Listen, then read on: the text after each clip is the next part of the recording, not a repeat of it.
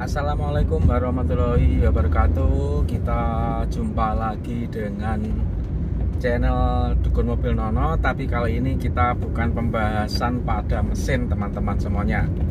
Kali ini saya akan mencoba membagikan info sedikit tentang perjalanan karir saya di dunia perkontenan, yaitu sebagai YouTuber dan juga konten kreator di Facebook. Bagaimana awal mulanya saya itu yang sebenarnya adalah seorang bengkel kampung, ya, bengkel kampung yang dengan kemampuannya juga terbatas, tidak menangani mobil-mobil yang canggih terkini sampai saat ini, dan kebanyakan hanyalah pada mobil-mobil tua ya. Jadi seperti jenis Isuzu Panther, terus kalau mobil injeksi ya sejenis Honda Jazz itu, Daihatsu Xenia, Avanza seperti itu.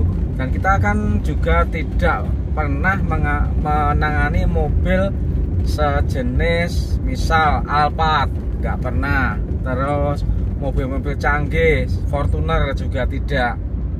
Gitu teman-teman.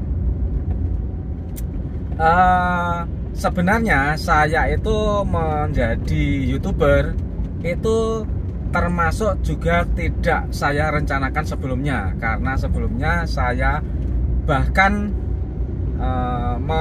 menganggap remeh sebagai bengkel yang menyambi menjadi YouTuber itu adalah saya anggap remeh, karena saya mengira sebagai YouTuber itu harus membuang waktu yang banyak, harus fokus terus dan sampai melupakan pekerjaan bengkel yang sudah kita lakukan sejak lama. Ternyata tidak seperti itu teman-teman. Dulu saya mengenal YouTube itu dimulai pada tahun 2021, yaitu tepatnya pada saat dulu ada itulah wabah corona ya. Pada masa atau musim corona tersebut banyak pekerjaan itu yang pada tumbang ya. Pengusaha itu banyak yang pada tumbang atau bangkrut lah istilahnya, karena pada saat corona itu semua kegiatan usaha yang berhubungan dengan keramaian itu dihentikan ya, seperti itu. Contohnya entertain, terus kafe, warung kafe itu juga nggak boleh buka malam, nggak boleh. Jadi pokoknya dipersulit lah perizinannya seperti itu. Terus event organizer juga yang melibatkan acara itu juga tidak boleh dilaksanakan selama corona tersebut, sehingga pengusaha-pengusaha tersebut pada tahun 2001 itu banyak yang mencoba keberuntungan dengan ngonten di YouTube saat itu. Nah, dulu saat itu ada teman saya ya, yang teman akrab saya itu yang datang ke saya, "Mas, sampean wis bengkelnya wis lumayan rame niki, ora pengen tahun jajal bermain YouTube, barangkali bisa monet dan menghasilkan." Gitu. Saya menanggapinya gini teman-teman, lah gak apa ya kober to apa penggene wis bengkel ngene kok dadak dolanan YouTube barang, lah ra kober ke oleh piro to ngono kuwi dulu gitu ya. Meremehkan dengan penghasilan YouTube itu, meremehkan. Nah, suatu ketika teman saya yang membicarakan tentang YouTube dan mengajak saya untuk bermain YouTube tersebut juga sudah membuat YouTube ternyata, yaitu YouTube-nya tentang musik ya. Jadi beliau itu cover lagu, gitaran, terus diposting di YouTube seperti itu. Nah, saya juga sempat menonton juga, dan ternyata saya juga suka sama kegiatan-kegiatan yang berhubungan dengan hiburan tersebut, sehingga saya itu juga mencoba ikut membantu membuat YouTube teman saya tersebut. Jadi saya mendatangkan teman saya yang musisi untuk main keyboard, main gitar di rumah teman saya tersebut, dan ya saya yang mengambil video, terus yang mengupload ada teman saya tersebut itu. Nah, sebenarnya itu juga sudah lumayan ya, mendapatkan sekitar 300-an subscriber ya. Padahal syarat dari monetisasi YouTube saat itu adalah 1000 subscriber dan 4000 jam tayang untuk 1 tahun terakhir. Jadi seperti itu. Nah, setelah saya itu sering membantu kegiatan teman saya bikin YouTube tersebut, akhirnya saya kok menjadi kepikiran, oh, teman saya saja bikin, kenapa kok saya cuma membantu saja, kenapa kok saya tuh tidak ikut-ikutan bikin gitu. Nah gitu, akhirnya saya mencoba mengupload ya. Uploadan pertama Facebook, YouTube saat itu adalah saya itu download video saya yang di Facebook. Saat itu Facebook belum ada bayarannya ya, cuma posting-posting biasa, belum seperti sekarang yang ada FB Pro yang bisa dimonet dan menghasilkan uang. Saat itu FB Pro belum ada apa-apanya. Nah, jadi video saya yang saya posting di YouTube, di Facebook itu saya posting di YouTube. Terus setelah itu saya tinggal, nggak saya urusi channel saya itu. Terus saya buka itu berbulan-bulan kemudian, sekitar 2 bulan itu saya buka, loh kok ternyata yang nonton itu banyak sekali teman-teman, ribuan ya. Kalau nggak salah itu yang nonton sekitar 2000 orang tertarik dengan video saya. Padahal saya itu kalau bikin tentang musik di YouTube teman saya tersebut, paling-paling view-nya itu mentoknya cuma 1000 lah. Punya saya kok malah ribuan. Nah itu akhirnya saya menjadi bersemangat mencoba. Dan akhirnya saya mencoba lagi posting video selanjutnya teman-teman. Nah saya menjadi bersemangat. Ternyata setelah saya memposting beberapa video itu kan, di video di YouTube kan juga saya cantumkan ya link Facebook, link nomor telepon, terus Google Map itu kan emang saya cantumkan, sehingga penonton video YouTube saya itu yang punya mobil itu ada yang japri saya. Bagaimana kalau mencoba memperbaiki mobil saya?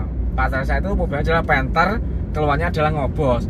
Karena yang saya posting pertama itu adalah judulnya adalah mengatasi Panther Ngobos dengan biaya yang murah dan hasil yang baik. Nah, orang yang dari Surabaya itu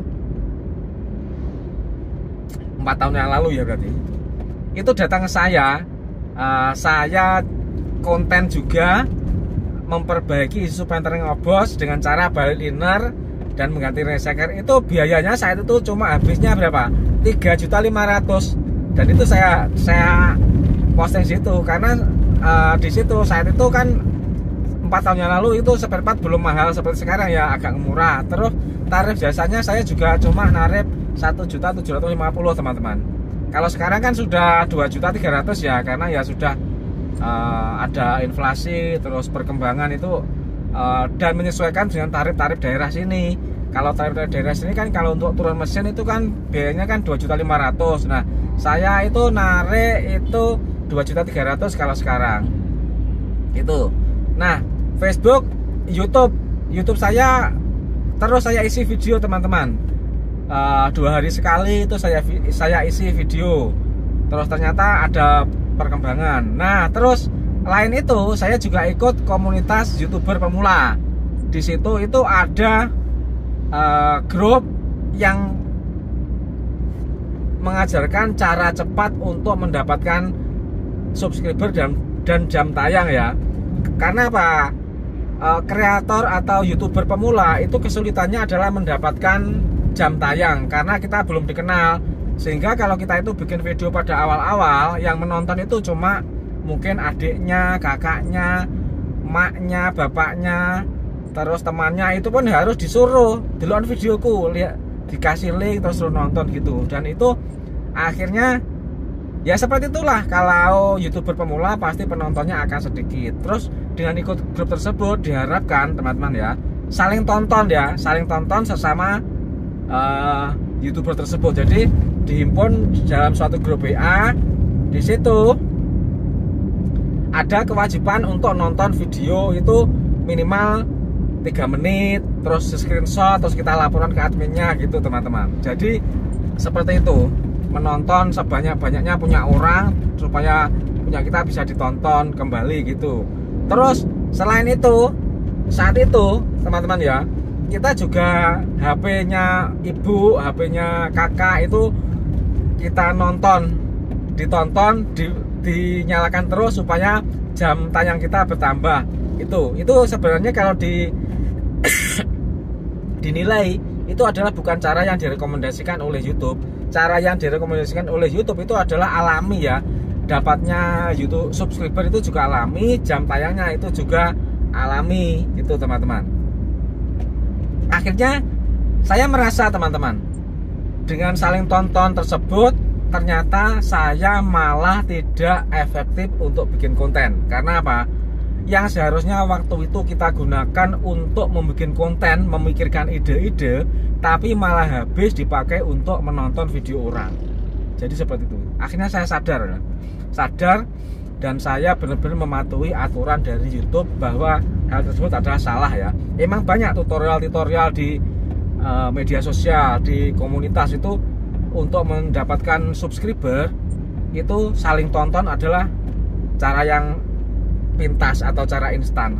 Ya emang benar, tapi untuk perkembangannya ke depan itu ternyata sangat tidak berkembang. Akhirnya saya memutuskan untuk tidak aktif lagi di komunitas tersebut. Jadi saya pilih untuk bikin konten secara mandiri dan dengan belajar dari YouTuber yang lain yang sudah sukses.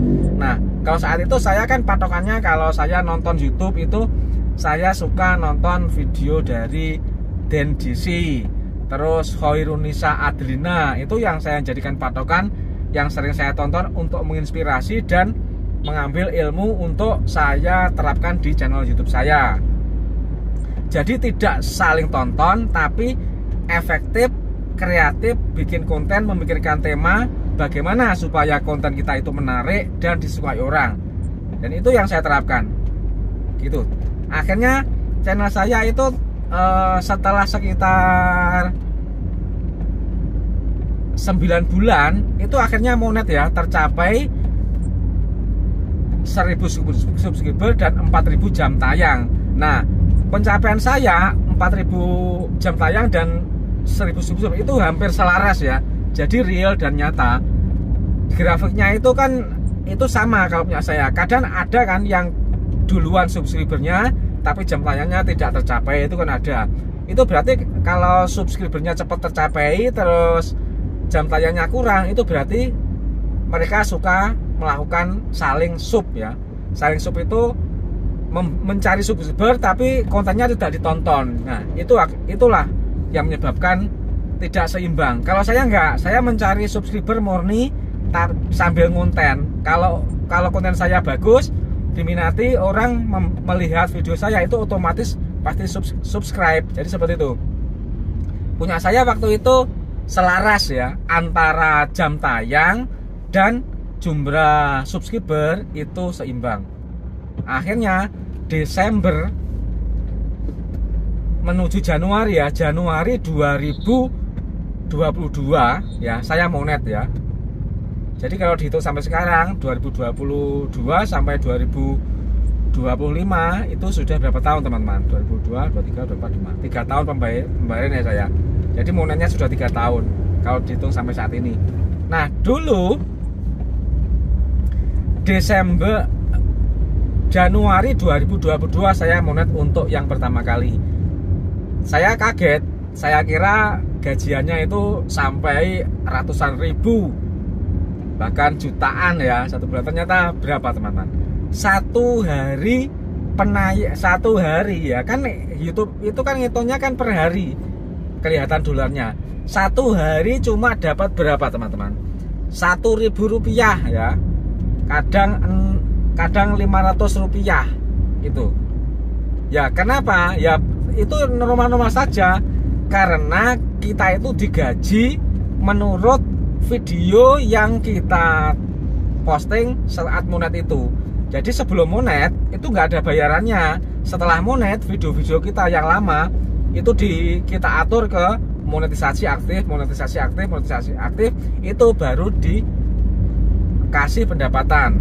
Nah, kalau ukuran kasarnya ya, YouTube itu 1000 ditonton itu gajinya 1000 ditonton gajinya itu 5.000 rupiah. Tapi videonya harus di atas 10 menit. Gitu jadi gitu ya. Kalau videonya di atas 10 menit itu iklannya akan lebih banyak sehingga ada pendapatan.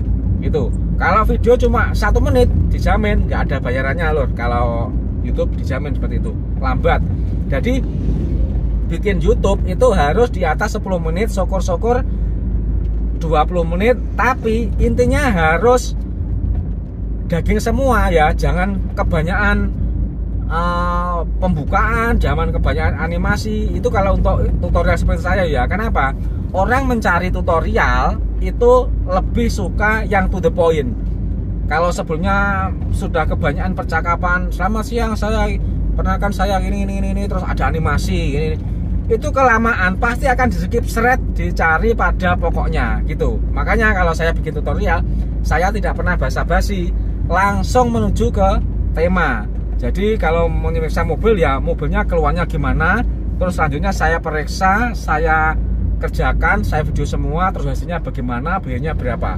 Jadi kayak saya kalau bikin video itu seperti itu. Jadi ternyata itu diminati ya teman-teman ya, diminati dan berkembang sampai sekarang ya. Nah, saat saya sudah mulai berkembang, mendapatkan gaji sekitar 2.500.000 sampai 4 juta rupiah per bulan ya. Setiap bulannya 2.500.000 sampai 4 juta rupiah satu bulan ya. Rata-rata penghasilan di YouTube saya segitu.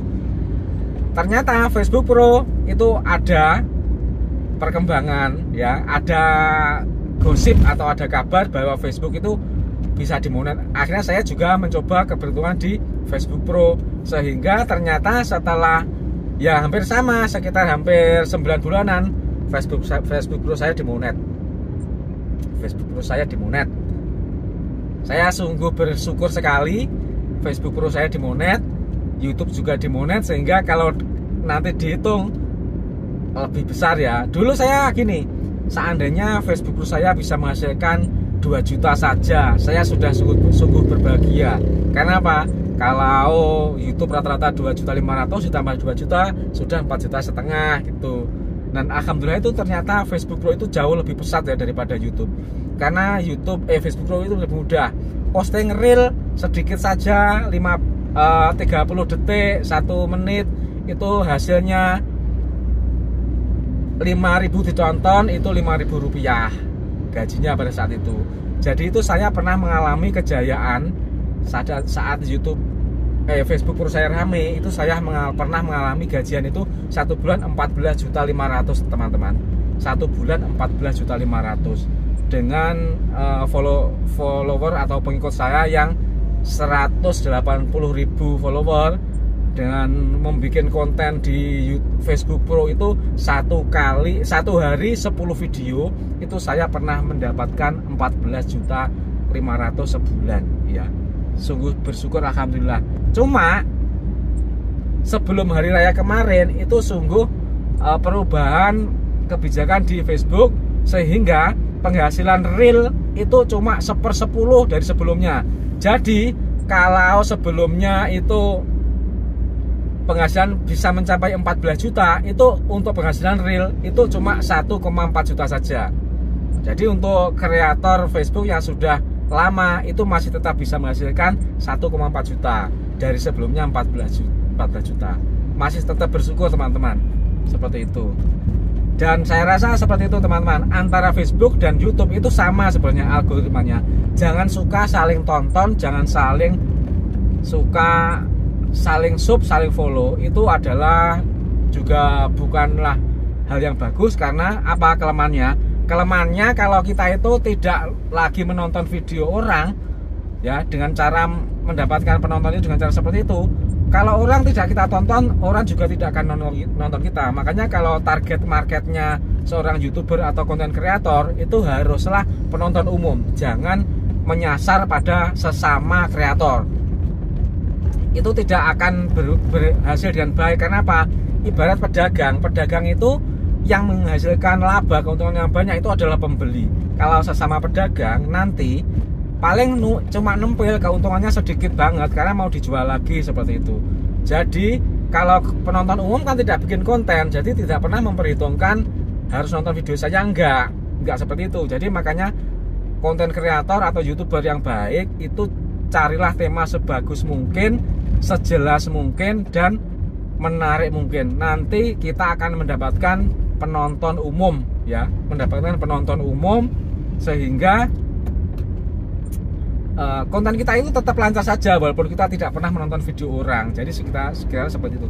Jadi ya ini bukan sombong ya, bukan sombong dengan tidak cara menonton video orang, enggak. Kita tetap menonton video orang, tapi emang video yang kita sukai, yang sesuai dan relevan dengan pekerjaan kita, dengan keilmuan kita, seperti itu. Jadi ditontonnya konten itu karena diminati, begitu teman-teman. Seperti itu ya, seperti itu. Oke teman-teman, ini sudah sedikit cuap-cuap dari saya. Alhamdulillah dengan adanya Facebook Pro dan YouTube tersebut, usaha itu menjadi semakin ramai ya teman-teman ya, karena pelanggan kita itu datang dari berbagai daerah, berbagai penjuru, itu tahu bengkel kita dari media sosial tersebut. Jadi itu ada suatu keberuntungan yang patut kita syukuri, dan semua itu juga tak lepas dari dukungan teman-teman semuanya yang dari di media sosial. Jadi subscriber dan follower kita, kata YouTuber, tanpa penonton, tanpa follower itu juga bukanlah apa-apa. Jadi saya ucapkan banyak-banyak terima kasih atas supportnya selama ini. Semoga kita semuanya sukses selalu, diberi kesehatan dan rezeki yang melimpah oleh Allah Subhanahu wa Ta'ala. Assalamualaikum warahmatullahi wabarakatuh. Salam sukses selalu.